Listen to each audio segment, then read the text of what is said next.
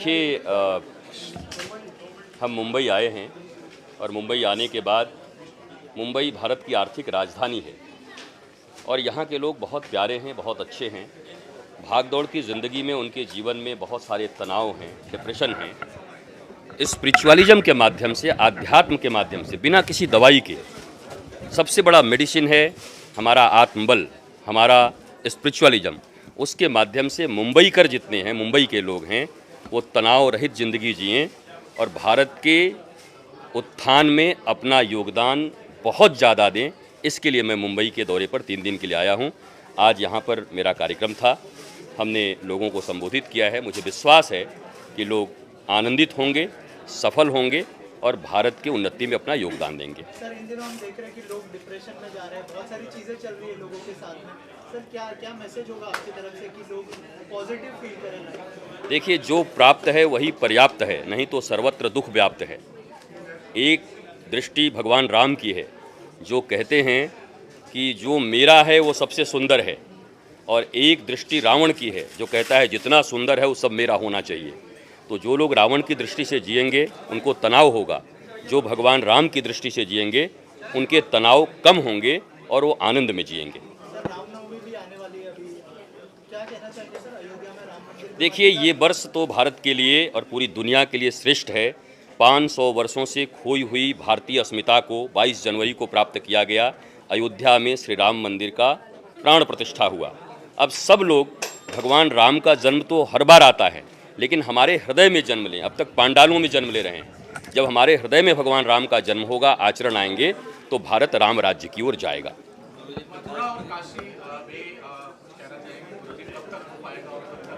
देखिए, पिछले दिनों मैं अभी अयोध्या में था, तो जर्मनी के एक पत्रकार ने मुझसे पूछा था कि जर्मन के बच्चे भी जानते हैं कि जब वेटिकन सिटी की बात होती है तो क्रिश्चियनिटी याद आती है, जब मक्का मदीना की बात आती है तो इस्लाम याद आता है। वैसे अयोध्या, मथुरा और काशी की जब भी याद आती है तो हिंदुत्व, भगवान राम, कृष्ण और भोलेनाथ याद आते हैं।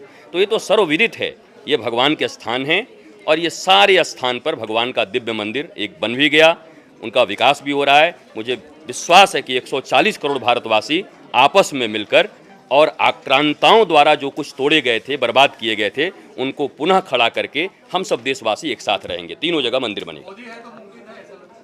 देखिए, मैं उनकी नीतियों पर बहुत विश्वास रखता हूं और जिस मनुष्य की नीति अच्छी होती है वहां नियति भी उनकी सहायता करती है। तो प्राइम मिनिस्टर को मैं देख रहा हूं कि वो भारत के लिए काम कर रहे हैं। 370 की बात हो, राम मंदिर की बात हो या किसी चीज़ के लिए, वो अच्छा काम कर रहे हैं। तो ये बोलने में संकोच नहीं होना चाहिए, क्योंकि आप लोकतांत्रिक देश में रहते हैं। लोकतंत्र में आपको अपने मतों का प्रयोग करना होता है। अगर कोई अच्छा काम कर रहा हो तो साधु का काम है उनके लिए बोलना और लोगों में जागरण करना। मुझे लगता है सरकार अच्छी है और मोदी जी अच्छा काम कर रहे हैं। प्रकाश जी ने गाना गाया है, क्या कहना चाहेंगे? प्रकाश जी मेरे पुत्र समान हैं और प्रकाश जी ने बहुत अच्छा गाया है। मैं परसों भी सुना था उनको और मुझे लगता है ये उभरते हुए नहीं, बड़े इस्टेब्लिश्ड हैं। आने वाले दिनों में ये अच्छी चमक बिखेरेंगे इस मुंबई नगरी में भी और भारत में भी। Thank you sir. देखिए, ऐसा है, हम कोई नहीं, हम तो सिर्फ मात्र साधन हैं, हम लोग कोई भी नहीं है। ये विजय जी ने कुछ दिन पहले मुझे कहा ये आयोजन करना है, मैंने कहा ठीक है, बहुत अच्छी बात है। फिर बीच में कुछ ऐसे बदलाव आए कि हम डेट चेंज करना चाहते थे और बेसिकली मैं ही कर रहा था ये कार्यक्रम, और कोई नहीं कर रहा था, मैं अकेला ही कर रहा था। तो ये विजय जी ने डेट नहीं चेंज करने दी मुझे, तो फिर हमने कहा ठीक है, चलो अभी हम लोग शेयर कर लेते हैं। तो कल मिस्टर खोसला ने कर लिया इंपीरियल हाइट्स में, आज हमारे भाई प्रकाश जी ने कर लिया। ऐसे मिलकर के कल हमने उनको साथ में दिन में और परसों जो भी है ऐसे डिवाइड कर लिया। देखिए, ऐसा है कि गुरु महाराज जी की बिना किसी गुरु महाराज के जीवन किसी काम का नहीं है। जिसको अगर किसी मार्ग चाहिए, अगर किसी को किसी अच्छे रास्ते पे चलना है तो गुरु की कृपा से, गुरु के मार्गदर्शन से ही हो सकता है। तो हम लोगों ने इसका जो है कोशिश किया मिलके सब लोगों ने। मैं 3 दिन से गुरु जी के साथ हूँ। कल रात को भी मैं यहाँ से निकला हूँ 2 बजे रात को। ये मेरी सिस्टर है। हम लोग तो इसलिए क्योंकि है होता नहीं, क्योंकि क्या है कि ये इतना हमने प्रयास किया, इतना अच्छा आज का इतना अच्छा बढ़िया इनके कारण म्यूजिकल प्रोग्राम भी हो गया, इतना अच्छा इन्होंने अरेंजमेंट किया। कल मिस्टर सुनील खोसला ने किया उनके यहाँ पर, और परसों हम लोगों ने, मगर तीनों दिन मैं साथ ही था, गुरुजी कभी भी बोलते हैं घर पे आ जाओ। तो वो ऐसा है कि करने वाले वो ही हैं, हम कोई नहीं, साधन है।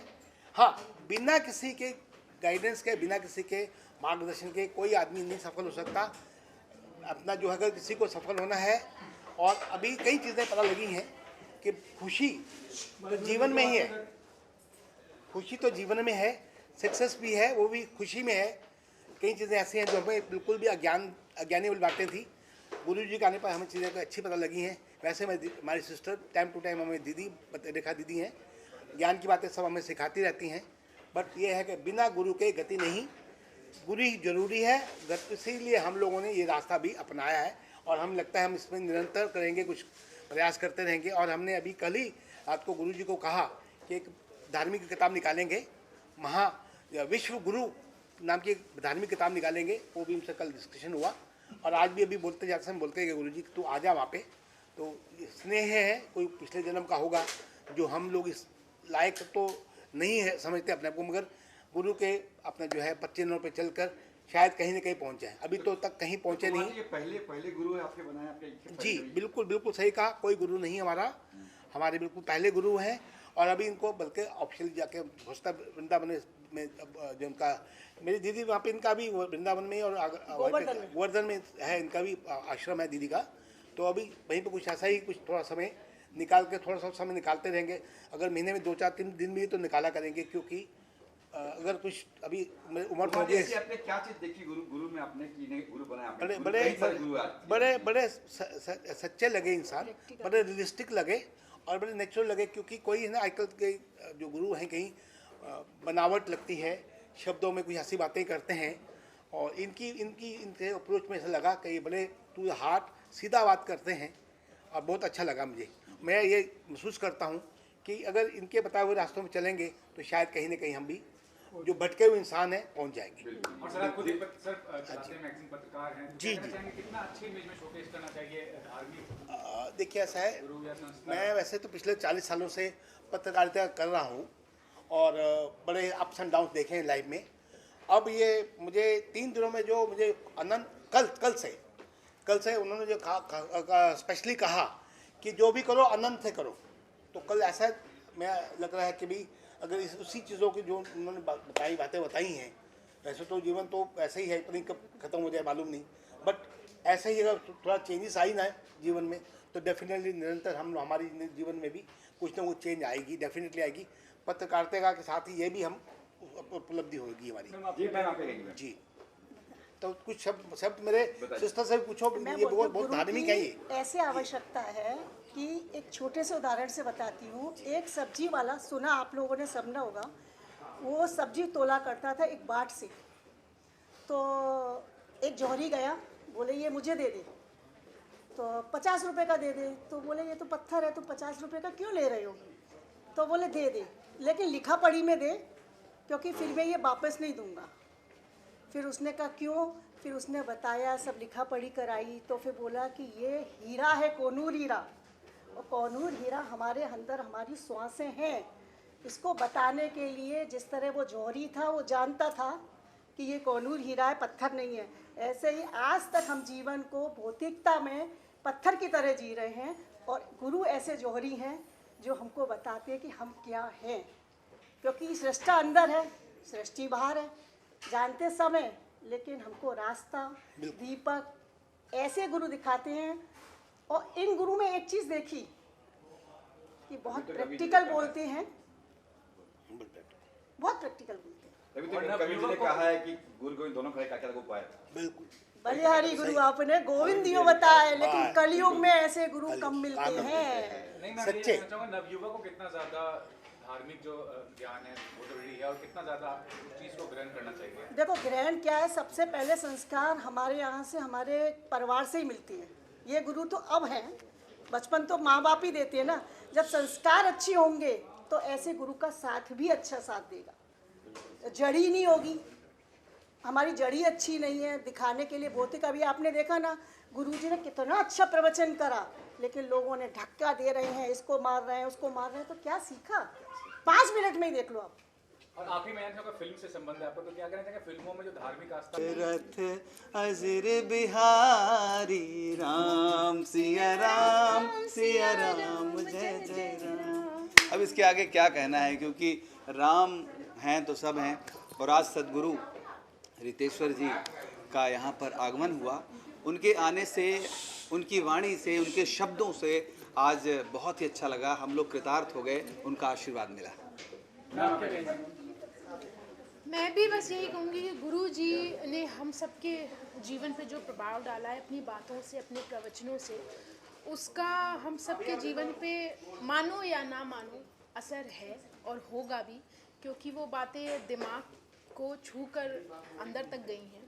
और एक सद्गुरु मिल गए जीवन में, और क्या चाहिए। जीवन में किसी न किसी गुरु की ज़रूरत है, वो मिल गया तो जीवन आधा तो वैसे भी सफल है, क्योंकि उनके बताए हुए रास्तों पे धीरे धीरे चलते जाना है, सब कुछ अपने आप मिलता जाएगा। तिवारी जी, सद्गुरु जी आपको आशीर्वाद दे के गए हैं काफ़ी, तो जी कैसा लगा आपको?